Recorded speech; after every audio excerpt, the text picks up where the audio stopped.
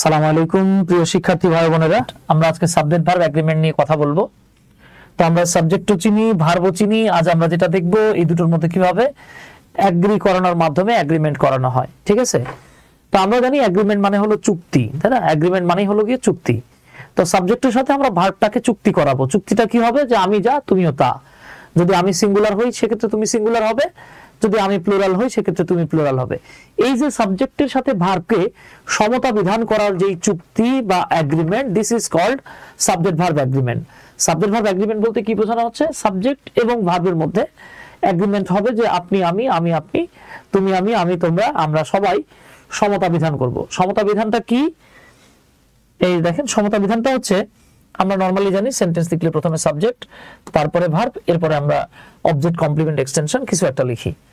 তো দেখেন, আমরা জানি সাবজেক্ট সিঙ্গুলার হলে ভার্বটা সিঙ্গুলার হয়, সাবজেক্ট প্লুরাল হলে ভার্বটা প্লুরাল হয়। এই যে সাবজেক্টের সিঙ্গুলার হওয়ার সাথে ভার্বের সিঙ্গুলার হওয়া, সাবজেক্টের প্লুরাল হওয়ার সাথে ভার্বের প্লুরাল হওয়া, এইটার নামই হলো সাবজেক্টের সাথে ভার্বকে এগ্রি করানো বা সাবজেক্ট ভার্ব এগ্রিমেন্ট। এখন আমাদের অনেক ভাই বোন আছেন যারা বিপদে পড়ে যায় যে তারা সাবজেক্ট সিঙ্গুলার চিনলেও ভার্ব সিঙ্গুলার কিনা চেনে না। আবার অনেক সময় সাবজেক্ট এবং ভার্ব কোনটা সিঙ্গুলার কোনটা প্লুরাল এটাও তাদের বুঝতে সমস্যা হয়ে যায়। তো এইখানে আপনাকে যে বিষয়টা মাথায় রাখতে হবে, আপনাদের জন্য আমি একটা সহজ একটা টোটকা লিখে দিচ্ছি। একবারে সিম্পলি আপনি কভার করতে পারবেন, যে বিষয়টা খুব ইজিলি কভার করতে পারবেন। সেটা হচ্ছে, আমি এখানে লিখে রেখেছি সিঙ্গুলার অক্সিলারি ভার্ব। এভি মানে হচ্ছে অক্সিলারি ভার্ব। হ্যাঁ, এটাকে আরমান ভাই বা আয়েশা ভাবি ভাবার দরকার নাই। সিঙ্গুলার অক্সিলারি ভার্ব চেউ, এটা কোনো চাইনিজ ল্যাঙ্গুয়েজ না, বাংলা ভাষা, সংক্ষেপে লিখেছি চেনার উপায়। তো সিঙ্গুলার চেনার উপায় কি? আমি যারা আপনারা আমার এই ভিডিও দেখে আসছেন বা আমার পেজের সাথে যুক্ত আছেন অনেকদিন থেকে, তারা জানেন যে আমি সিঙ্গুলার চেনার একটা টেকনিক বলে দিই। দেখেন, সিঙ্গুলারের ফার্স্ট লেটারটা হচ্ছে এস। তো আমি আমার ছাত্রছাত্রীদেরকে যেটা বলি, সিঙ্গুলারের ফার্স্ট লেটারটা হচ্ছে এস। যদি কোনো auxiliary verb, not main verb, তার সাথে যদি এস যুক্ত থাকে, অক্সিলারি ভার্বের শেষে যদি এস যুক্ত থাকে, সেটাই সিঙ্গুলার। আমি জোড়ায় জোড়ায় লিখে দেই। যেমন ধরেন, আমি একটা জোড়া লিখলাম ইজ এবং আর এর জোড়া। তারপরে আমি আরেকটা জোড়া লিখতেছি ওয়াজ এবং ওয়ার এর জোড়া। এরপর আমি আরেকটা জোড়া লিখতেছি ডু এবং ডাজ এর জোড়া। এরপর আরেকটা জোড়া লিখতেছি হ্যাভ এবং হ্যাজ এর জোড়া। তো আপনি যদি জাস্ট এই জায়গাটাতে একটু খেয়াল করেন, ইজ এই ভার্বটার শেষে এস আছে, ওয়াজ ভার্বটার শেষে এস আছে, ডাজ ভার্বের শেষে এস আছে, হ্যাজ ভার্বের শেষে এস আছে। আপনি সিম্পলি যেটা মাথায় রাখবেন যে অক্সিলারি ভার্বের শেষে এস থাকবে, সেটা সিঙ্গুলার। তাহলে ইজ সিঙ্গুলার, আর এর শেষে এস নাই, তাহলে এটা আর প্লুরাল। ওয়াজের শেষে এস রয়েছে, ওয়াজ সিঙ্গুলার। ওয়ার এর শেষে নাই, ওয়ার প্লুরাল। ডু এর শেষে এস নাই, তাই এটা প্লুরাল। ডাজের সাথে আছে, তাই এটা সিঙ্গুলার। হ্যাভ হলো প্লুরাল, হ্যাজ হচ্ছে সিঙ্গুলার। তবে দুটো সাবজেক্ট এই নিয়মটা আপনাকে মানতে দিবে না। সেই দুটো আমি আপনাদেরকে একটু বলে দেই। একটা হলো আই এবং আরেকটা হলো ইউ। তাহলে আমরা যেটা মাথায় রাখবো, এই নিয়মটা, অর্থাৎ ভার্বের শেষে এস থাকলে সিঙ্গুলার হয়, এই নিয়মটা আই ও ইউ ছাড়া সব ক্ষেত্রে প্রযোজ্য। সব ক্ষেত্রে প্রযোজ্য। দেখেন, আই যখন একজন সিঙ্গুলার বোঝায়, তখন আপনি আয়ের পরে ইজ, ডাজ বা হ্যাজ লেখেন না। ইউ দিয়ে একজনকে বোঝালেও আপনি কখনো you is, you was, you does, you has লেখেন না। ঠিক আছে? বাকি সব আমরা টুকটাক পারি ইনশাল্লাহ, এখানে সমস্যা নাই। এছাড়া আপনি মাথায় রাখবেন, যত বডি আছে, হ্যাঁ, যত বডি, আমরা বডি বলি, উচ্চারণ বাড়ি। যেমন সামবডি, এনিবডি, নোবডি, এভরিবডি। এরপরে বাবা যত one, someone, anyone, no one, everyone. এরপরে যত thing, like something, anything, nothing, everything. That is somebody, someone, something, anybody, anyone, anything, nobody, no one, nothing, everybody, everyone, everything. এই সবগুলোই হলো বাবা, এই সবগুলোই হচ্ছে থার্ড পারসন সিঙ্গুলার নাম্বার। একদম সিম্পলি মাথা রাখবেন, এই সবগুলোই হচ্ছে থার্ড পারসন সিঙ্গুলার নাম্বার। ওকে, এর সাথে আপনি আরেকটু মাথায় রাখতে পারেন। হ্যাঁ, এটার সাথে আপনি আরেকটা জিনিস মাথায় রাখতে পারেন। আমরা এটাকে একটু ক্রিটিক্যালি বললে আমরা বলতে পারি যে অ্যাবস্ট্রাক্ট নাউন এবং ম্যাটেরিয়াল নাউন। দরকার নাই এত প্যারা নেয়ার, আমরা জাস্ট বলবো যা ধরা অথবা ছোঁয়া অথবা দেখা অথবা গণনা করা যায় না। আমরা বলতে পারি the thing or the name or something that cannot be held, that cannot be touched, that cannot be seen, or that cannot be counted, it must be a third person singular number. যেটাকে আপনি ধরতে ছুঁতে দেখতে গুনতে পারবেন না, সেটাই third person singular number. তাহলে আসেন গুরু, সেই প্রাইমারি থেকেই শুরু, আমরা এবার একটু এই স্ট্রাকচারটারে কাজে লাগাই। তাহলে আমরা এখন ধরে নেন আমরা লিখতেছি, এক্সাম্পল দিচ্ছি, আপনাদের ডেফিনেটলি মনে আছে এক্সাম্পলের একটা সমার্থক শব্দ হলো বাবা these। এখন আমি যদি এইভাবে লিখতাম যে somebody is or somebody are coming, and coming লিখলাম না, somebody is here or somebody are here, কোনটা হবে? হ্যাঁ, তো আপনার আমার এটা জানার জন্য রকেট সাইন জানার দরকার নেই, আমরা জানি যে কোনো বডি মানেই সেটা হলো third person singular number. So আমি বুঝতে পারতেছি এখানে বডি থাকার কারণে এইটা আমাদের জন্য সিঙ্গুলার হয়ে গেছে। সো যেহেতু সাবজেক্ট সিঙ্গুলার, সো আমরা ভার্বটা কি লিখবো বাবা? সিঙ্গুলার লিখবো। তো আমরা জানি যার শেষে এস থাকে সেটাই সিঙ্গুলার, তাহলে ইজ অ্যাকসেপ্টেড আর রিজেক্টেড। ওকে, এই পর্যন্ত কারো কোনো সমস্যা থাকার কথা না। আসেন আমরা একটা এক্সাম্পল দিই। ধরেন আমি লিখলাম দা চাইল্ড মানে হলো শিশুটি। একটা শিশু হলে, একটা বাচ্চা হলে আমরা চাইল্ড লিখি। অন্যদিকে যদি একাধিক বাচ্চা হয় সেক্ষেত্রে আমরা লিখবো দ্য চিলড্রেন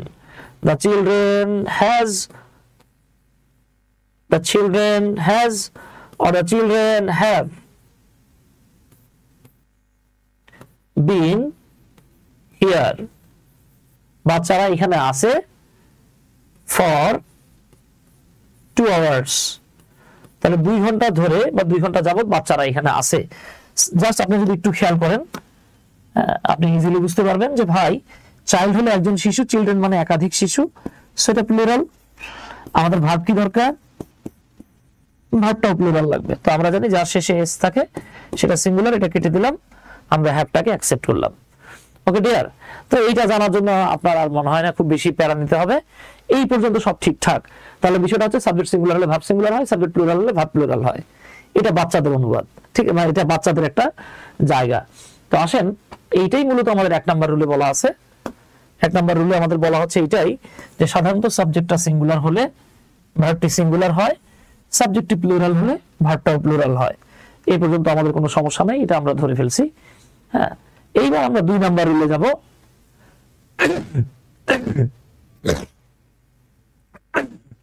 তো এখন আমরা 2 নাম্বার রুলে যাব।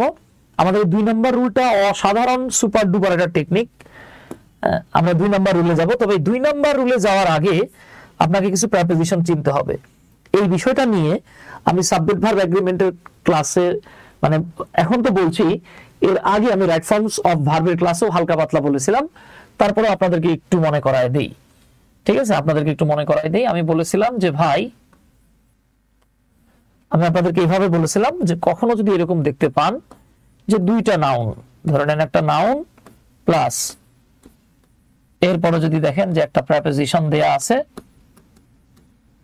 প্লাস এরপর যদি দেখেন আরেকটা নাউন দেয়া আছে, অর্থাৎ if there are 2 nouns and a preposition in the middle of 2 nouns, দুটো নাউনের মাঝখানে যদি একটা প্রিপোজিশন থাকে, আমরা বলেছি এই ক্ষেত্রে বাংলা অনুবাদটা আমাদেরকে উল্টা দিক থেকে লিখতে হবে। অর্থাৎ এক্ষেত্রে অনুবাদ হবে, অনুবাদটা হবে ডান থেকে বামে, ডান থেকে বামে। এখন ডান থেকে বামে কিভাবে হবে আমরা যাচ্ছি, সেদিকে আমরা যাব, এটা নিয়ে আপনার খুব বেশি প্যারেশানি নিতে হবে না। আমরা যেটা বলেছি, যদি দুটো ওয়ার্ড বা দুটো নাউনের মাঝখানে একটা প্রিপোজিশন থাকে সেক্ষেত্রে বাংলাটা উল্টা দিক থেকে লিখতে হবে। বিষয়টা হচ্ছে যদি থাকে প্রিপোজিশন, অনুবাদ হবে অপোজিশন।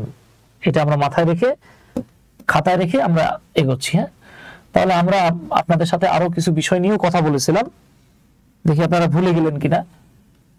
আমরা বলেছিলাম বাবা যে যখন আপনি প্রিপোজিশন লিখবেন, এই প্রিপোজিশনের বাংলাটা হবে বিভক্তি, অথবা এই প্রিপোজিশনের বাংলাই হবে মূলত অব্যয়। এগুলো মাথায় রাখেন ভাই। এই যে আমরা যেই টপিকটা আজকে আলোচনা করতেছি, এইটা মূলত ক্লাস 5 এর আলোচনা, ঠিক আছে, এটা মূলত ক্লাস 5 এর আলোচনা। এই ক্লাস 5 এর আলোচনা বা ক্লাস 4 এর বা 6 7 8 এর সর্বোচ্চ ক্লাস 8 পর্যন্ত, এরপরে আপনার এটা শেখার কথা না, এটা আপনাকে একদম ছেলেবেলায় ছোটবেলায় শেখার কথা ছিল আর কি। তো বিষয়টা হচ্ছে এরকম, আমরা যখনই কোনো প্রেপোজিশন পাবো এটার অনুবাদ হবে বিভক্তি বা অব্যয়। যেমন অন, আমরা ভাই অনেকেই আছি এই অনের বাংলাটাকে আমরা উপরে বলে আসছি। হ্যাঁ, উপরে বলতে পারেন, বাট অনের আরেকটা বাংলা হলো উপরের। তারপরে দেখেন, আপনি যদি বলেন অফ, অফের বাংলা র হয় এবং এর হয়। আপনি যদি বলেন ফ্রম, এই যে দেখেন ভাই, ফ্রমের বাংলা কি? ফ্রমের বাংলা হলো হতে, থেকে, চে।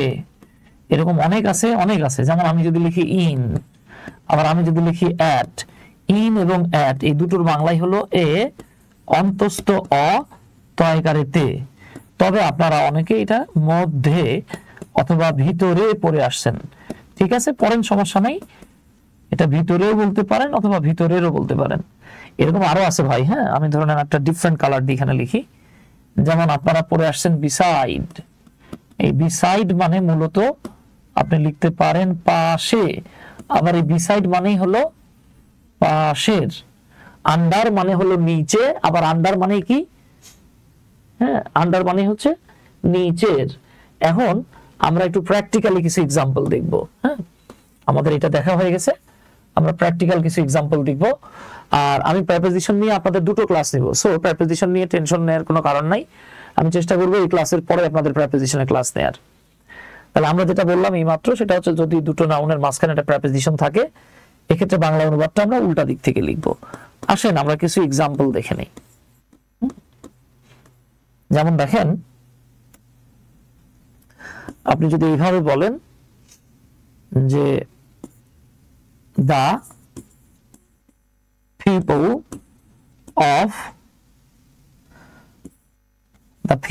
of this village, আমরা এটা উচ্চারণ হচ্ছে ভিলেজ, আমরা ভিলেজ বলি আর কি। তাহলে the people মানে হচ্ছে মানুষ, of এটা একটা প্রেপোজিশন, বাংলা কি বাবা? বাংলা হলো র অথবা এর। এরপরে কি আসতেছে দেখেন, দিস ভিলেজ মানে এই গ্রাম। তাহলে আপনি কি বলবেন, মানুষের এই গ্রাম নাকি এই গ্রামের মানুষ? এই যে দেখেন, মানুষের এই গ্রাম বলবো না আমরা, বরং আমরা এটাকে এইভাবে বলবো যে এই গ্রামের মানুষ। তাহলে আসতেছে এই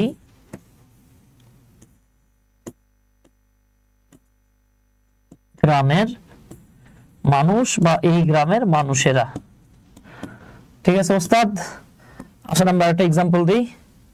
আমরা যদি এইভাবে লিখি, সহজ উদাহরণ দিই একটা, the duster,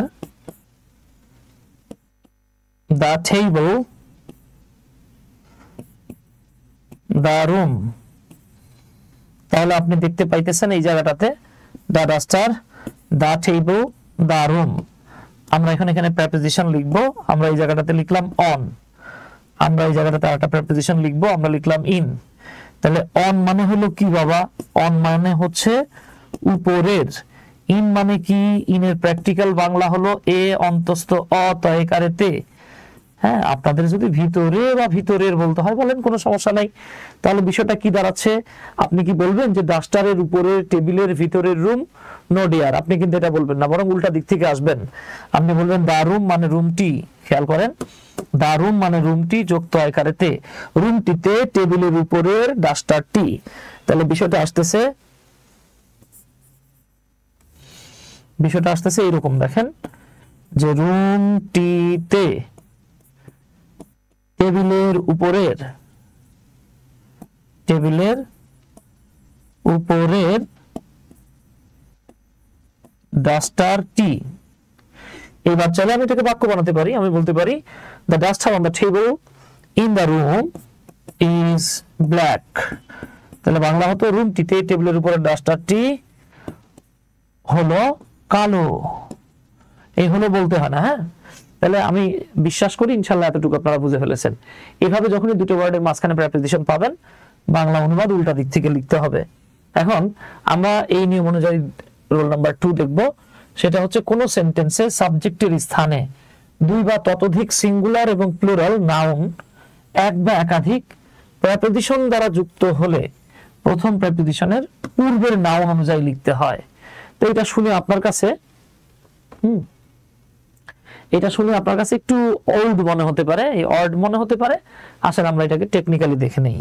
তাহলে আমরা এখন যে জায়গাতে আছি, this is rule 2, rule number 2। 2 number rule আমাদেরকে কি বলতেছে? 2 নাম্বার রুল বলতেছে আপনি যদি কখনো এরকম দেখেন যে singular plus plural plus singular plus plural plus এরপরে দেয়া আছে ভার্ব প্লাস দেয়া আছে ধরে নেন আদার্স। এখন আমরা একটু দেখি, ধরে নেন এরকম আছে সিঙ্গুলার প্লাস প্লুরাল, মাঝখানে আছে একটা প্রেপোজিশন, আমরা লিখতেছি প্রেপোজিশন 1।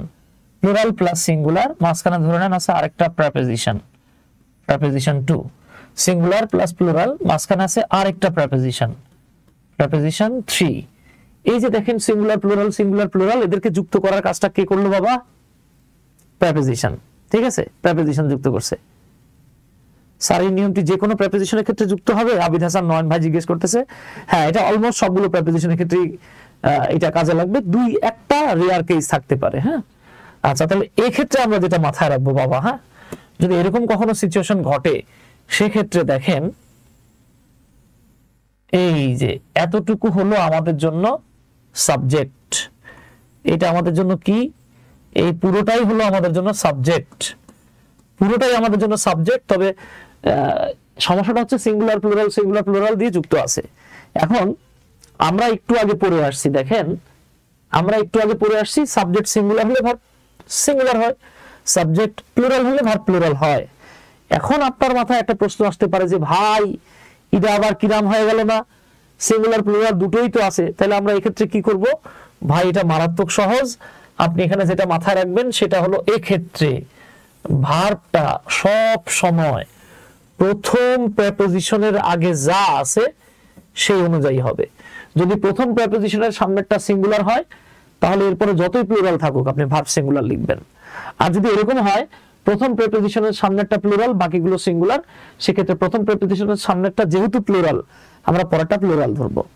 সুইটি বলতেছেন স্যার ঘুমে ধরছে। হ্যাঁ সুইটি, চলে যান, সমস্যা নাই, এই ক্লাস তো আপনি অনেকবার করছেন। ঠিক আছে, আসেন তাহলে আমরা এটার একটা উদাহরণ দেখে নিই। ঠিক আছে, যেমন আমরা বলতে পারি, দেখেন দা ম্যাপস অন দা ওয়াল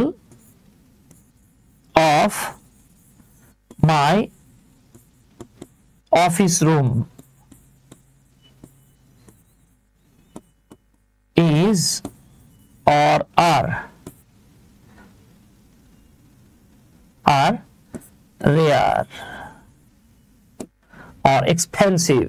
যাই হোক, তাহলে আমি এখানে কি লিখলাম? the maps on the wall of my office room, আমার অফিস রুমের দেয়ালের উপরের ম্যাপ গুলো। বাবা একটু খেয়াল করেন, কিন্তু বাবারা খেয়াল না করলে পরে হাবা হয়ে যাবেন। ম্যাপস একটা না অনেকগুলো, সো হচ্ছে এটা হলো প্লুরাল। দা ওয়াল দেয়াল একটা, তাহলে এটা কি ভাই? সিঙ্গুলার। মাই অফিস রুম আমার অফিস রুম একটাই, ইটস অলসো সিঙ্গুলার। এখন আপনি যদি চিন্তা করেন আমি দুটা সিঙ্গুলার পাইছি তাহলে সিঙ্গুলারের ভ্যালু বেশি? No, never. এক্ষেত্রে আমরা যেটা মাথায় রাখতে হবে, এক্ষেত্রে আমাদের ভার্বটা সব সময় প্রথম প্রেপোজিশনের আগে যা আছে কি আছে? প্লুরাল, তাহলে আমারে প্লুরাল নিতে হবে। ওকে, তাহলে আমরা দেখতে পাচ্ছি এটা হচ্ছে প্রেপোজিশন 1, এটা ছিল প্রেপোজিশন 2। এখন আমি অবশ্যই 1 অনুযায়ী নিব। হ্যাঁ, এই যে মাশাআল্লাহ অনেকে লিখে ফেলছেন, থ্যাংক ইউ ভেরি মাচ। হ্যাঁ, তাহলে আমাকে এখানে কি নিতে হবে? আর। তাহলে খেয়াল করেন যে রেয়ার কিন্তু আমার অফিস রুম না, রেয়ার কিন্তু আমার দেয়াল না, বরং আমার অফিস রুম যোগ এর, আমার অফিস কক্ষের বা আমার অফিসের কার্যালয়ের বা অফিসের রুমের দেয়ালের উপরের ম্যাপ গুলো হচ্ছে রেয়ার। এই যে মাশাআল্লাহ আপনারা ধরে ফেলছেন বিষয়টা, এই জন্য আপনাদেরকে অসংখ্য ধন্যবাদ। I hope I don't need to repeat it again. Okay, আচ্ছা, অনেকে অনেক কমেন্ট করছেন, সবাই লিখছেন আর, মাশাআল্লাহ। আচ্ছা আচ্ছা, thank you very much. Now let's see some examples. Okay, এখানে লেখা আছে দেখেন দ্য হাউসেস, এখানে লেখা আছে দ্য হাউস, এরপরে আছে মাই ব্রাদার, এখানে আছে মাই ব্রাদার্স, এরপরে আছে ঢাকা, এখানেও আছে Dhaka, Dhaka singular, Dhaka singular.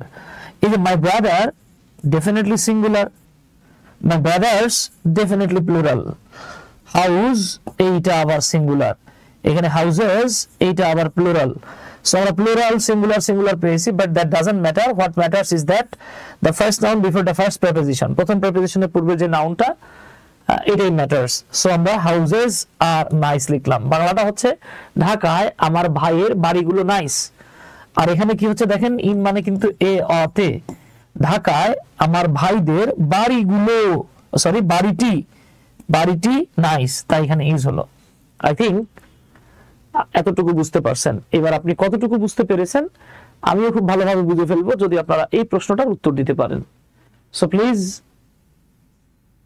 Check করেন একটু, দেখিয়ে পারেন কিনা কুইকলি এই প্রশ্নটার উত্তর দেওয়ার চেষ্টা করেন। মারুফ ভাই উত্তর করতে হবে।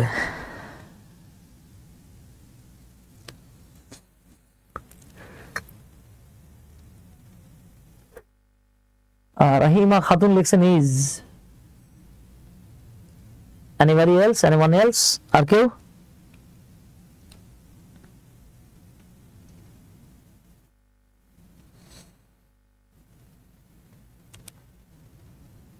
এই তো সাফওয়ান, ধন্যবাদ। মিরাজুল ইসলাম ভাই, আপনি এটা কি কাম করলেন ভাই? কেন ভাই? নাসিমা, আচ্ছা, ওয়াও, ধন্যবাদ। দেখি আসলে কে ঠিক লিখছেন, কে ভুল লিখছেন। কেউ ইজ, কেউ আর লিখতেছেন। দেখেন দা পিপল মানে হচ্ছে জনগণ। এ বাবা, পিপল তো ডেফিনেটলি কি প্লুরাল। এই যে অফ মানে হলো এর, ভিলেজেস এইটাও হচ্ছে প্লুরাল, মানে গ্রামগুলো। এই অফ মানেও হলো এর। বাংলাদেশ আনডাউটেডলি এটা সিঙ্গুলার। তাহলে আপনি কি বলবেন? বাংলাদেশের গ্রামগুলোর মানুষেরা রিয়েলি হসপিটেবল, আসলে অতিথি পরায়ণ। তাহলে পিপল যেহেতু প্লুরাল, ইজ নেয়ার কোনো সুযোগ আছে নাই তো, তাহলে কেন ইজ নিলেন? আর হ্যাজ হ্যাভ তো হবেই না, আর হবে। এই আর মানে হচ্ছে হলো। তাহলে দেখেন বাংলাটা হচ্ছে বাংলাদেশের গ্রামের মানুষেরা হলেন, হলো, অথবা হলেন, অথবা হয়, অথবা হন। বাংলাদেশের গ্রামের মানুষেরা হন রিয়েলি হসপিটেবল মানে অতিথি পরায়ণ। হ্যাঁ, অতিথি পরায়ণ। বাংলাদেশের গ্রামের মানুষেরা অতিথি পরায়ণ। আচ্ছা, মাশাআল্লাহ, থ্যাংক ইউ বাবা। পিপল হচ্ছে, দেখেন মাথা রাখবো আমরা, পিপল এটা হচ্ছে প্লুরাল, এর মানে হলো জনগণ। আর আমরা আরেকটা বিষয় মাথায় রাখবো, পপুলেশন। এইটাকে আমরা আনকাউন্টেবল ধরি। আনকাউন্টেবল মানে হলো সিঙ্গুলার, এটা হলো জনসংখ্যা। যারা ইজ লিখছেন তারা হয়তো পিপল আর পপুলেশন এই দুটোকে গুলায় ফেলছেন। একজন বলছেন পিপল আর দা পিপল এর মধ্যে কোনো, মোজাম্মেল হক ভাই জিজ্ঞেস করতেছেন যে পিপল আর দা পিপল এর মধ্যে পার্থক্য আছে। হ্যাঁ, ম্যাঙ্গো মানে আম, ম্যাঙ্গোজ মানে আমগুলো আম, কিন্তু আপনি যখন দা বলবেন তখন এটা নির্দিষ্ট হয়ে যাবে। আমরা যখন বাংলাদেশের গ্রামের মানুষ বলতেছি, বাংলাদেশের গ্রামগুলো নির্দিষ্ট, তাই দা বসছে। বাংলাদেশের গ্রামের মানুষরাও নির্দিষ্ট, তাই দা বসছে। হ্যাঁ, এই তো, ধন্যবাদ। তাহলে আমরা এটা পারবো। এবার আপনারা এই পরের প্রশ্নটা সমাধান করার চেষ্টা করেন, দেখি কুইকলি কে দ্রুত সলভ করতে পারেন।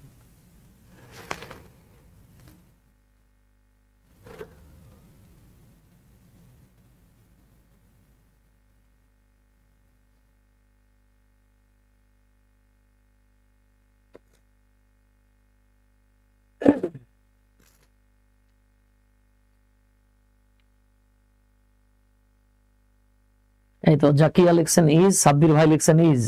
আচ্ছা আসেন আমরা দেখি। আচ্ছা অনেকে লিখছেন আর। আপনারা খালি ভুলে ভুলে যান, ইংরেজিকে ভোলা যাবে না। আমি বলেছিলাম যদি কোনো কিছুকে ধরা, ছোঁয়া, দেখা বা গণনা করা না যায় তখন সেটা থার্ড পারসন সিঙ্গুলার নাম্বার হয়ে যায়। ঠিক আছে, তখন সেটা কি হয়ে যায়? সিঙ্গুলার নাম্বার হয়ে যায়। তাহলে ভাই এই যে ভবিষ্যৎ, ভবিষ্যৎ এমন একটা জিনিস এটার ধরা ছোঁয়া দেখা গোনা যায় না, তাহলে ভবিষ্যৎ হলো সিঙ্গুলার। পিপল এইটা হইতেছে plural, villages also plural, Bangladesh singular. তাহলে বাংলাটা খেয়াল করেন উল্টা দিক থেকে হবে অনুবাদটা, কারণ প্রেপোজিশন আছে। তাহলে অনুবাদ হচ্ছে বাংলাদেশ যোগ এর, বাংলাদেশের গ্রামের মানুষের ভবিষ্যৎ ডিপেন্ডেন্ট অন এডুকেশন, শিক্ষার উপর নির্ভরশীল। তাহলে যেহেতু ফিউচারটা সিঙ্গুলার, আগে আমরা প্লুরাল ভার্বটাকে কেটে দেই। ইজ মানে হলো হয়, আর তো আমরা নিবই না। হ্যাজ মানে হচ্ছে কারো কাছে কোনো কিছু আছে। আপনি কি বলবেন বাংলাদেশের গ্রামের মানুষের ভবিষ্যৎ আছে শিক্ষার উপর নির্ভরশীল? ন, বরং আপনি বলবেন বাংলাদেশের গ্রামের মানুষের ভবিষ্যৎ হলো, এ হয় মানেই হচ্ছে হয়, সরি ইজ মানেই হলো হয় বা হলো। তাহলে হ্যাজ নেওয়ার সুযোগ নাই, উত্তর হচ্ছে এক, ইজ। আচ্ছা আশা করি পারবেন ইনশাল্লাহ। ঠিক আছে, তো আপনাদেরকে একটু বলে নেই, এই যে আমরা আজকে যা আলোচনা করতেছি, হ্যাঁ আমরা যা আজকে আলোচনা করতেছি মূলত এটা, এই টপিকটাই হলো মুখস্থ নির্ভর টপিক।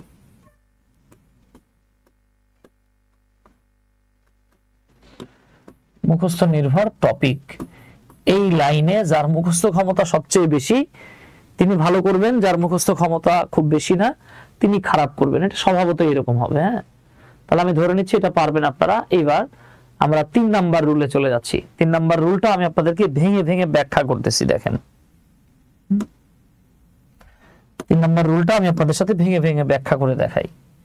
তাহলে আমরা বলতেছি যে রুল 3, রুল 3টা খুব ইন্টারেস্টিং একটা বিষয়। বাংলায় আপনারা পড়ে আসছেন এরকম যে আমি, তুমি, অথবা তুমি, আমি ও সে, একত্রে আমরা এটাকে কি বলেছি? আমরা বলছি আমরা। তুমি, আমি এবং সে মানে হলো কি আমরা। এবার এটাকে যদি ইংরেজিতে লেখেন তাহলে হবে I, you and he equal we। আপনি যদি এটাকে এভাবে বলেন তুমি ও আমি, অথবা তুমি, সরি ধরেন আমরা লিখলাম আমি ও তুমি, অথবা তুমি ও আমি, অথবা আমি ও সে, এর মানেও কিন্তু বাবা আমরা, এর মানেও হলো আমরা। এক্ষেত্রে আপনি বলতে পারেন আই and ইউ, অথবা আই and হি ইকুয়াল কি উই। খুব মনোযোগ সহকারে দেখেন 3 নাম্বার, তুমি, তুমি ও সে, এইবার হয়ে গেছে তোমরা। এখানে একটা মজার বিষয় হলো গিয়ে অনেকে এটা ধরতে পারে না। যদি এরকম থাকে ইউ অ্যান্ড হি অথবা ইউ অ্যান্ড শি, এটাও হয়ে যায় ইউ। অনেকে ভাবে এই ইউ এবং এই ইউ বোধহয় একই। না বাবা, এই ইউ মানে হলো তুমি আর এই ইউটা মানে হচ্ছে তোমরা, এটাই হচ্ছে পার্থক্য। হ্যাঁ, তারপরে দেখেন যদি এরকম থাকে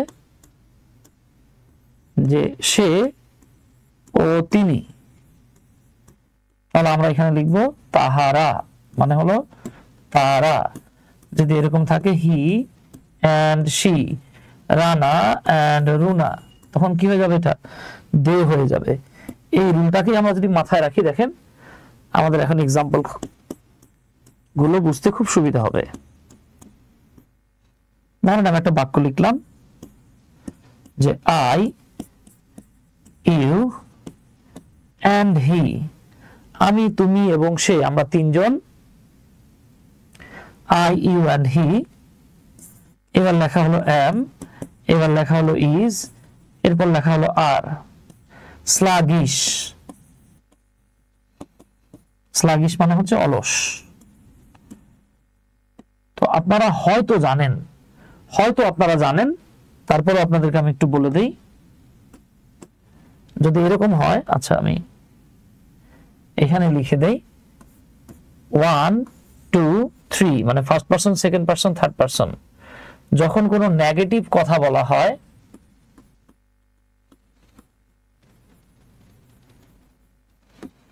অথবা দোষ প্রকাশ করা হয়, তখন সবার আগে ফার্স্ট পারসনের দোষ, তারপরে সেকেন্ড পারসনের দোষ, তারপরে থার্ড পারসনের দোষ। অন্যদিকে যখন কোনো গুণের কথা বলা হয়, অর্থাৎ যখন কোনো পজিটিভ কথা বলা হয় অথবা যখন কোনো নিউট্রাল কথা বলা হয় অথবা যখন কোনো গুণের কথা বলা হয়, তখন সবার আগে সেকেন্ড পারসন, তারপরে থার্ড পারসন, তারপরে ফার্স্ট পারসন লিখতে হয়। ঠিক আছে? আচ্ছা আমি এখানে লিখে দিচ্ছি, আপনারা বুঝতে পারবেন। আমি যখন বললাম আই ইউ অ্যান্ড হি, আমি তুমি এবং সে, দেখেন আই হলো ফার্স্ট পারসন, ইউ হলো সেকেন্ড পারসন, হি হলো থার্ড পারসন। এবং আমরা যখন নিজেদেরকে অলস বলতেছি, দেখেন এই কথাটা কিন্তু বাবা একটা দোষের কথা, নেগেটিভ কথা। তাই সবার আগে নিজের দোষ, তারপর সেকেন্ড পারসনের দোষ, এরপরে থার্ড পারসনের দোষ লেখা হয়েছে। আপনারা এখানে আমাকে এম ইজ আর কোনটা হবে লিখে দিবেন। আর আমরা যদি বলি you and she was, you and she were there। আমরা যদি আরেকটা ভাবে লিখি Rana and meme has, or Rana and Mim have done this। আপনারা একটু চেষ্টা করেন তো, দেখেন তো কি হয়। এই যে এখানে আছে সেকেন্ড পারসন, এখানে আছে ফার্স্ট পারসন, এখানে আছে থার্ড পারসন, এখানে আছে থার্ড পারসন।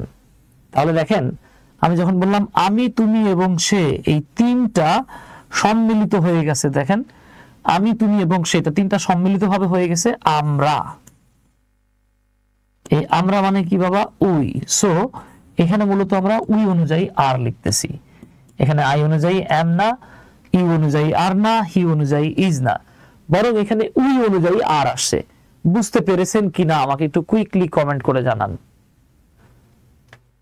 বুঝতে পেরেছেন কিনা আমাকে একটু কুইকলি কমেন্ট করে জানান প্লিজ। আচ্ছা আমার দৃঢ় বিশ্বাস বুঝতে পারছেন। এবার দেখেন ইউ হলো সেকেন্ড পারসন, শি হলো থার্ড পারসন। তাহলে এখানে কি আসতেছে? তুমি ও সে, মানে কি তোমরা। এই তোমরা হচ্ছে ইউ, প্লুরাল। সো প্লুরাল যেহেতু, তাই ভার্বটাও আমাদের কি লাগবে? প্লুরাল লাগবে। তাহলে ওয়ার অ্যাকসেপ্টেড ওয়াজ কাটা। ঠিক আছে? আচ্ছা কাউসার ভাই বলছেন বুঝেছি। আচ্ছা আচ্ছা জাকিয়া হোসেন ধন্যবাদ। অন্যদিকে রানা অ্যান্ড মিম, এটা হয়ে গেল কি? এটা হয়ে গেল তারা অথবা দে। সো দে অনুযায়ী কি হয়? হ্যাভ হয়, হ্যাজ হওয়ার সুযোগ নাই। এই রুলটাই মূলত আমাদেরকে অনেক সময় ভুল করায় দেয়। তো ইনশাআল্লাহ আমরা বিষয়টা বুঝতে পেরেছি। এটাই বলেছি যখন একাধিক সিঙ্গুলার বা প্লুরাল সাবজেক্ট এন্ড দ্বারা যুক্ত হয়ে যায় তখন প্লুরাল হয়। কেন প্লুরাল হয় ভাই? এই যে এই জন্য প্লুরাল হয়, কারণ আপনি আমরা বলেন, তোমরা বলেন আর তারা বলেন, এই যে আমরা, তোমরা, তারা, এই যা দেখতেছেন এই সবগুলোই কিন্তু বাবা প্লুরাল। Okay dear? আচ্ছা আচ্ছা মারুফ হাসান ভাই ধন্যবাদ ভাইজান। আচ্ছা মাশাআল্লাহ। তাহলে আসেন আমরা পরের রুলে চলে যাই। বাবা আমি বারবার বলতেছি আমাদের আজকের যে রুলটা দেখতেছেন, মানে আমাদের যে টপিকটা দেখতেছেন, এটা মুখস্থ নির্ভর টপিক। মুখস্থ করতে পারলে ভালো হবে, আদারওয়াইজ ভুল হবে। হ্যাঁ, সো আমি সবগুলো রুল দেখাবো না, আমি জাস্ট গুরুত্বপূর্ণ রুলগুলো দেখাচ্ছি। বাকিগুলো আমি আপনাদেরকে পিডিএফ দিয়ে দেবো, বা এখানেও দেখতে পাচ্ছেন, আপনারা এখান থেকে মুখস্থ করে নেবেন। এবার আমরা যেটা মাথায় রাখবো, খুব গুরুত্বপূর্ণ রুল এটা, সেটা হলো সাধারণত সমজাতীয় একাধিক নাউন,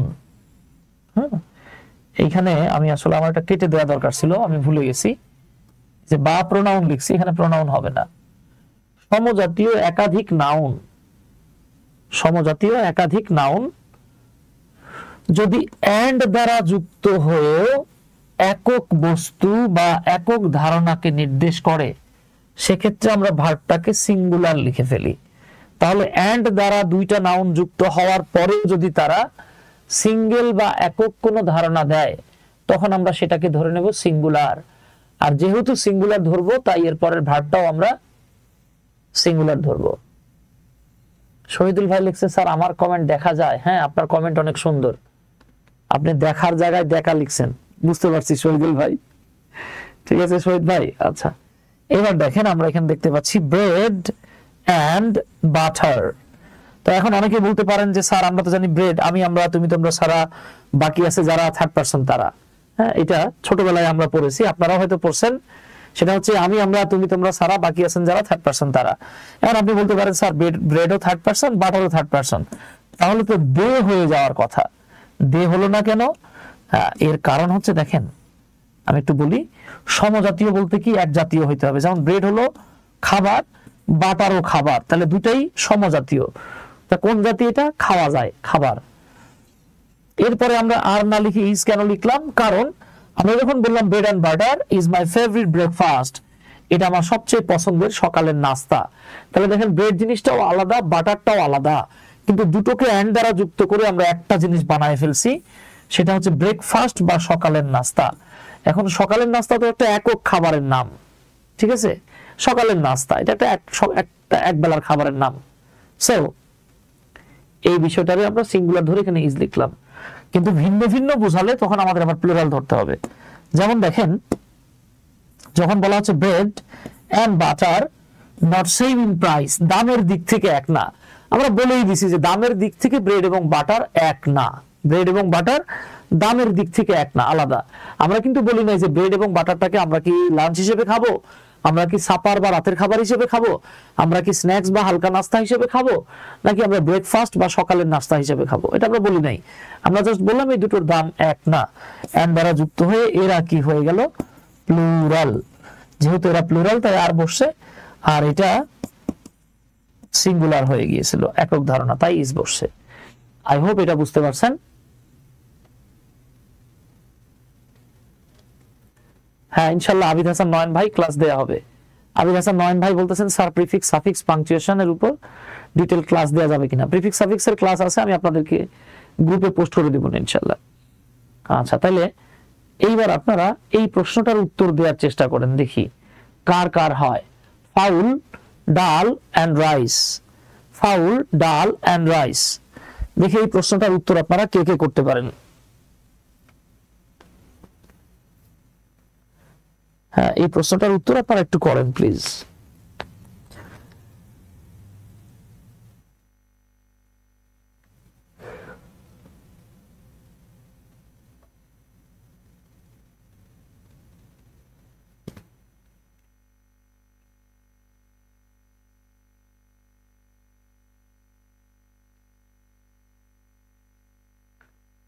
এই তো মাশাআল্লাহ অনেকে লিখে ফেলছেন। আচ্ছা, আমরা একটু মিলায় দেখি। তো দেখেন, আমরা অনেকে মনে করি মুরগির মাংসের ইংরেজি হচ্ছে চিকেন। হ্যাঁ, মুরগির মাংসের ইংরেজি হচ্ছে ফাউল। ফাউল মানে মুরগি, হাঁস বা পাখি জাতীয় পশু, মানে পাখি জাতীয় প্রাণীর মাংস। ফাউল মানে মুরগির মাংস, ডাল আমরা খাই, আর রাইস হলো ভাত। তাহলে এন্ড দ্বারা একাধিক নাউন যুক্ত হয়েছে, তিনটাই সমজাতীয়। এই তিনটা জিনিস সম্মিলিতভাবে একজন মানুষের একক একটা খাবার, দুপুরের খাবার বা লাঞ্চ বোঝাচ্ছে। তাহলে তিনটা সম্মিলিতভাবে যেহেতু একক খাবার হয়ে গেছে, সো আপনি নেবেন ওয়াজ। এখানে ওয়ার, হ্যাভ, হ্যাজ নেয়ার কোনো সুযোগ নাই। তাহলে বাংলাটা হচ্ছে ডাল, মুরগির মাংস, ডাল এবং ভাত ছিল তার কমন লাঞ্চ বা দুপুরের খাবার। Okay dear? আচ্ছা, পারবেন ইনশাল্লাহ। এবার দেখেন, এই রুলটাতে আপনারা গোটা 10 স্টার চিহ্ন দিলেও কম হয়ে যায়, ঠিক আছে? এখানে আমরা অনেকগুলো স্টার দিলাম, সুপার স্টার একটা রুল। আপনি যদি কোনো সেন্টেন্সে as well as, with, together with, along with, accompanied by, accompanied with, in addition অথবা in addition to, টুটা সাধারণত থাকে না, হ্যাঁ, in addition, including, including to, excluding, and not, but not ইত্যাদি দ্বারা একাধিক সাবজেক্ট যুক্ত হলে এক্ষেত্রে প্রথম সাবজেক্ট অনুসারে ভার্ব লিখতে হয়। এখন বিপদ হবে তাদের জন্য যারা এই ফ্রেজগুলোকে মুখস্থ করতে পারবেন না। আপনি এটাকে মাথায় রাখেন যে একদম এটা আমরা ঠাড়া মুখস্থ করে ফেলবো, ঠিক আছে? তাহলে এটা যে কোনো মূল্যে যদি মুখস্থ করতে পারেন তখন মাথায় রাখবেন এর আগে থাকবে একটা সাবজেক্ট, এর পরে থাকবে একটা সাবজেক্ট। আমরা সব সময় প্রথম সাবজেক্ট অনুযায়ী ভার্বটাকে লিখব। আসেন তাহলে আমরা এখন যে রুলটাতে আছি এটা হচ্ছে রুল নাম্বার 5। তাহলে এটা হচ্ছে রুল নাম্বার 5। আচ্ছা, আপনারা আমাকে কেউ একজন একটু বলেন তো যে as well as এবং and এই দুটোর বাংলা আসলে কি? as well as এর বাংলা কি, and এর বাংলা কি? একটু লিখে দেন তো দেখি পারেন কিনা।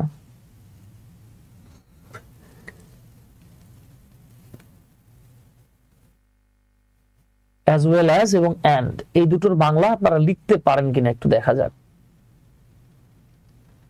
আমাদের সোহেল রানা ভাই লিখছে as well as এবং and এই দুটোর বাংলা হবে এবং।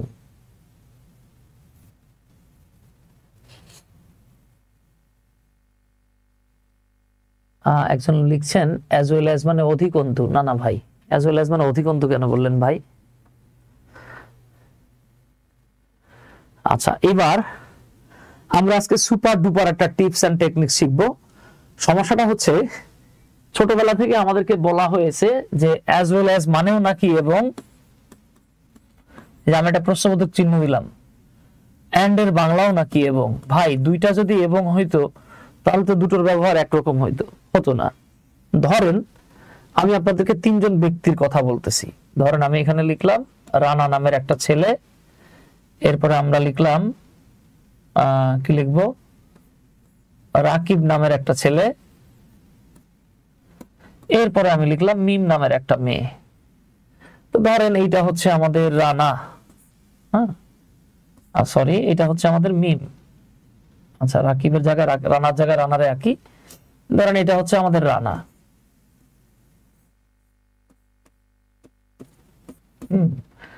এবার আমরা একটা রাকিব রাখবো, এই হলো আমাদের রাকিব।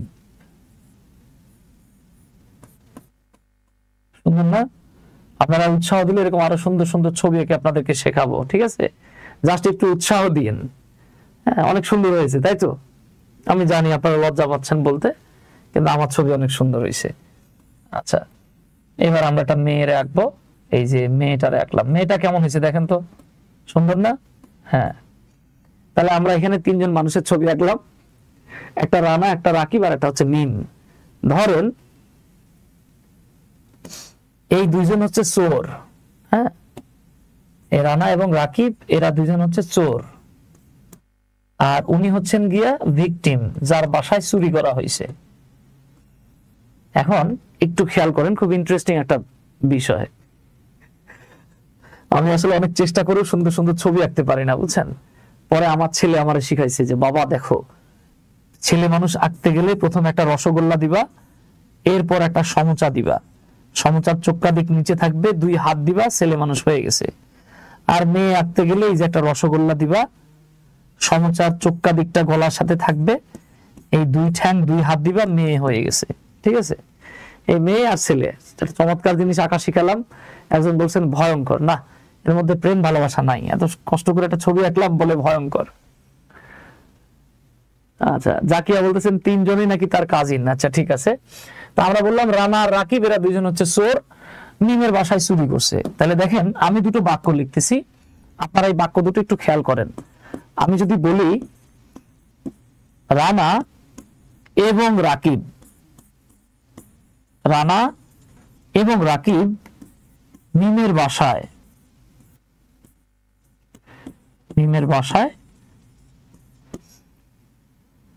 মিমের বাসায় চুরি করেছে। আচ্ছা, এবার আমি আরেকটা বাক্য লিখতেছি, দেখেন। এবার আমি বলতেছি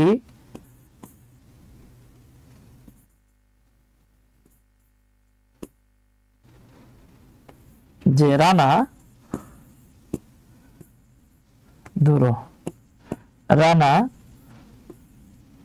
রাকিবকে নিয়ে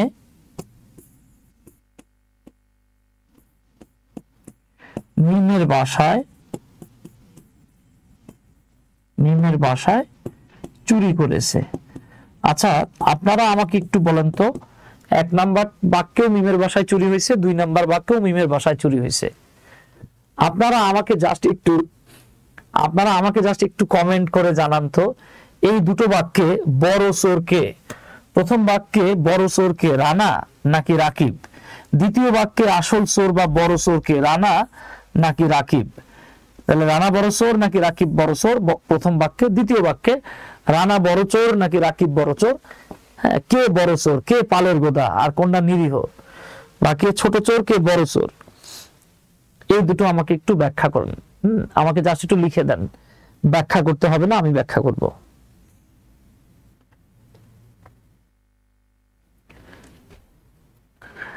আমি বুঝতে পারছি আপনারা বুঝা ফেলছেন যে ঘটনাটা কোন জায়গায় ঘটছে। দেখেন, প্রথম বাক্যে আমরা যখন বললাম রানা এবং রাকিব মিমের বাসায় চুরি করছে, দুইজনেই সমান চোর। কথার কথা, রানা যদি 50% দায়ী হয়, রাকিবও 50% দায়ী, দুইজনেই সমান সমান চোর। তার মানে আপনি যখন এবং দিয়ে যুক্ত করবেন, যতজনকে যুক্ত করবেন তারা সবাই সমান সমান, হ্যাঁ, সমান সমান ভাগীদার হবে। কিন্তু আমরা দ্বিতীয় বাক্যে বললাম যে রানা রাকিবকে নিয়ে মিমের বাসায় চুরি করছে, তার মানে এখানে রানা হলো বড় চোর, রাকিব হচ্ছে নিরীহ মানুষ। হ্যাঁ, তাহলে আমরা কথার কথা আমরা বলতে পারি যে এখানে 90% বড় চোর হচ্ছে রানা, রাকিব জাস্ট তাকে সঙ্গ দিয়েছে, তাকে আমরা 10% বলতে পারি, অথবা উনি 80%, উনি 20%, উনি 70%, উনি 30%। তার মানে আপনি যখন কোনো বাক্যে দুটো সাবজেক্টকে যুক্ত করবেন এবং দুইজনকেই সমান সমান গুরুত্ব দিবেন, তখন আপনাকে লিখতে হবে এন্ড। এই জিনিসটা বাংলাদেশে অনেকেই আপনাদেরকে ব্যাখ্যা করে নাই, কখনো করে না, ঠিক আছে? দ্বিতীয় বাক্যটাতে দেখেন দুইজনেই চুরি করছে, কিন্তু একজন ছিল হচ্ছে পালের গোড়া, মূল জিনিস, আর একজন ছিল জাস্ট সহকারী। তাহলে এইরকম ওয়েতে আমরা খুব ইজিলি বুঝতে পারি। ওকে, আশা করি আপনারা বিষয়টা ধরতে পেরেছেন। তাহলে আসেন ওস্তাদ, আমরা এই দুইটা বাক্যে ট্রান্সলেট করি। তাহলে আমরা লিখবো রানা এন্ড রাকিব, রানা এবং রাকিব। এবার আপনারা আমাকে বলবেন, will you write here have or will you write has? কোনটা আমরা এখানে লিখবো? Rana and Rakib have or has stolen, steal মানে চুরি করা, stolen at Mim's house। or আমরা এটাকে এইভাবে লিখবো যে Rana as well as Rakib have or has. What should be the perfect option? Stolen at Mim's house। এই বিষয়গুলো নরমালি এইভাবে শিক্ষকেরা ধরে ধরে আমাদের ভাই বোনদেরকে, ছাত্রছাত্রীদেরকে ব্যাখ্যা করে না।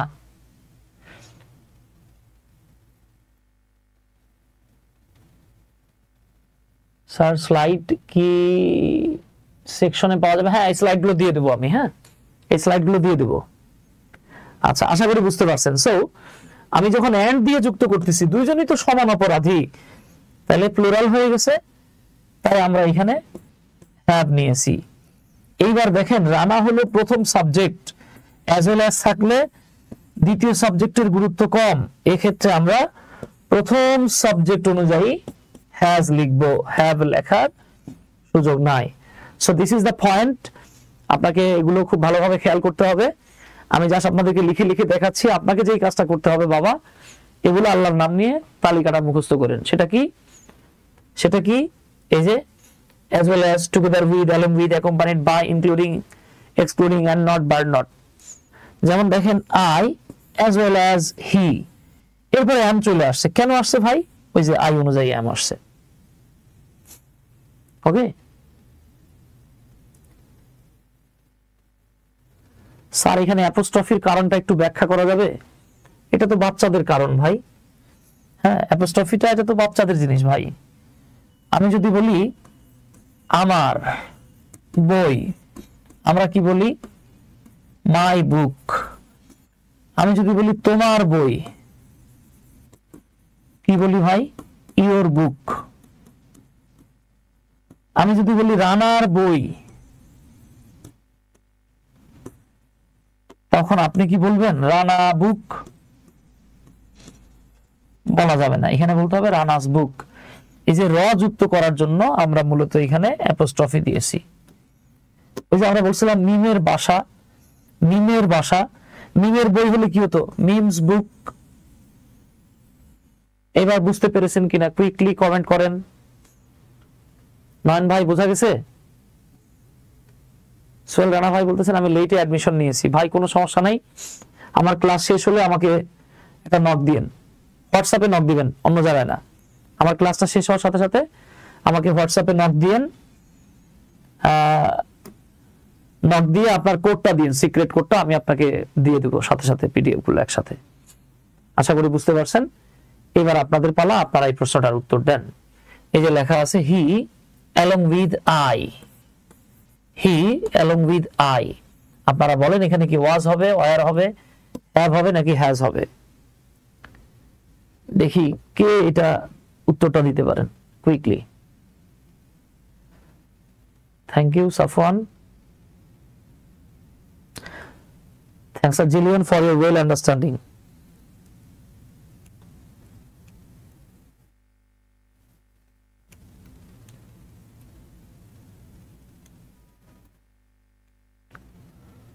আচ্ছা নাসিমা, আচ্ছা অনেকে ওয়াজ লিখতেছেন, ওয়াও দ্যাটস গ্রেট।